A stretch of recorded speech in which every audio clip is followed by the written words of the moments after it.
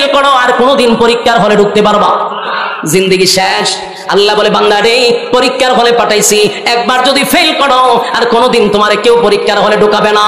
যুবক ভাইরা আমার, পরীক্ষার হলে আসছি, আমাদের পরীক্ষা শুরু হয়ে গেছে। যুবক ভাইরা হাতে পায়ে ধরে বলি, এই পৃথিবীর কেউ কোনোদিন থাকতে পারে নাই, আমরাও থাকবো না, এটাই বাস্তব কথা। হন ঠিক? আমার আগে এই বাড়িতে বাস করেছে অনেক জন, তারাও গেছে, আমিও যাব, রইব না আর বেশিক্ষণ। থাকার কোনো সুযোগ নাই, থাকবো না, থাকবো না, থাকবো না।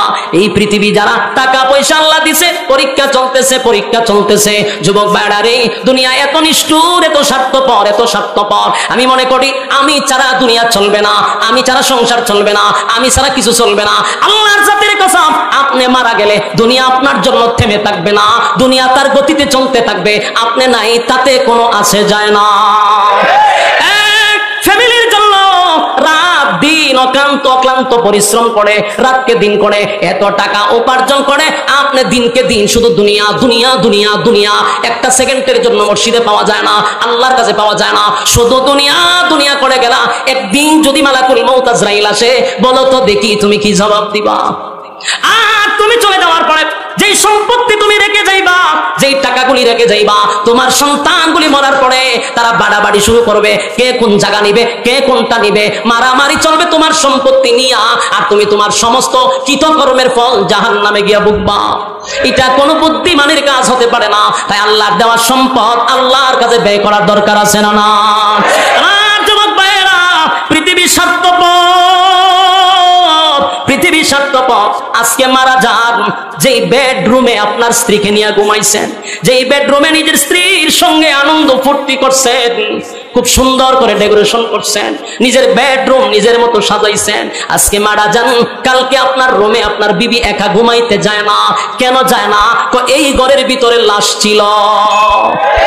হায় রে, মারা যাওয়ার পরে মানুষ কত নিষ্ঠুর আর স্বার্থপর।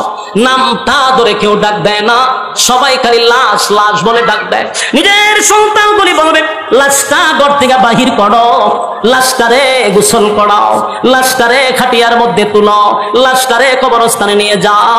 যেই সন্তান বাবা বাবা বলে আমারে ডাকতো, আজকে বাবা বলে ডাক দেয় না রে, আমারে লাশ বলে ডাক দেয়। আমার ঘরের ভিতরে আমার বিবি রে লইয়া ঘুমাইলাম, আজকে বিবি একা ঘরে যায় না, এই ঘরে নাকি লাশ ছিল। দুনিয়ার সমস্ত কৃতকর্মের জন্য পরকালে শাস্তি ভোগ করব। আর আমার সম্পত্তি নিয়ে আমার সন্তান আমার ভাইয়ের মধ্যে ঝগড়া হবে।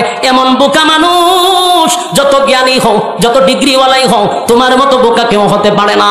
আমার যুবক ভাইয়েরা, মালাকুল মউত আজরাইল আসলে পরীক্ষার হলে থাকতে দিবে না। তোমার মতো বড় বড় ক্ষমতাশীল আল্লাহ কিন্তু সাইজ করছে। আজকে দেখো ঢাকা মিরপুরের এরিয়ায় যদি কোনো গুরুস্থান থাকে, সেই গুরুস্থানে গিয়া দেখো কত বড় বড় নেতারা গুরুস্থানে শায়িত, কেউ তাদের পাশে যায় না।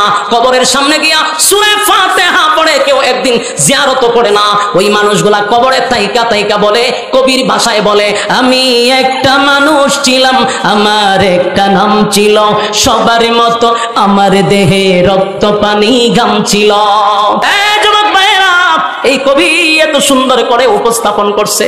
কবি কবরের মানুষের ভাষায় বলে, কবরে যারা ক্ষমতা দেখাইয়া শুয়ে আছে, তারা বলে আমিও তোমাদের মতো রক্ত মাংস গড়া একটা মানুষ ছিলাম, অহংকার করছিলাম, ধনের বড়াই দেখাইছিলাম, টাকার বড়াই দেখাইছিলাম। আজকে আমার নামটা ধরে কেউ ডাকে না, সবাই আমার লাশ বলে ডাক দেয়। আর মারা গেলে মানুষকে বেশি সময় রাখতে দেয় না, জলদি জলদি দাফন করো, কথা হয় না।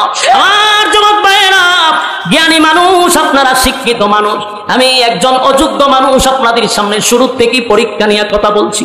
আল্লাহর কসম, একটা মানুষও পরীক্ষার হলের বাহিরে না। আমাদেরকে আল্লাহ পরীক্ষা করে, কোনো সময় গরিব বানাইয়া, কোনো সময় ধনী বানাইয়া। পরীক্ষা যদি সামনে আসে গো, প্রতিটা মুহূর্তে খেয়াল রাখতে হবে। ব্যবসা করি অসুবিধা নাই, ব্যবসা করি অসুবিধা নাই, আজান দিছে ব্যবসা বন্ধ, আমার মালিকে আমার ডাক দিছে ব্যবসার থেকে কি নামাজ ছুট, আমার মালিক ডাক দিছে নামাজে চলে যাব, নামাজ শেষ ব্যবসা করব, চাকরি করি নামাজের সময় নামাজ পড়ব। আমি যদি আমার দিনের কাজ ঠিক রাখি, কোনো অসুবিধা নাই, আল্লাহ তাআলা ব্যবসায়ও বরকত দিবে, চাকরিতেও বরকত দিবে। আমি আমার সময় দিব, বাচ্চাদের সময় দিব, বিবিদেরকেও সময় দিব, ইসলামিক মাইন্ডে তাদেরকে পরিচালনা করব। দুনিয়ায় শান্তি, পরকালেও শান্তি। জুড়ে কণ্ঠে রাজি আছেন তো ইনশাআল্লাহ? আল্লাহ সবাই সকলে বলে আমিন।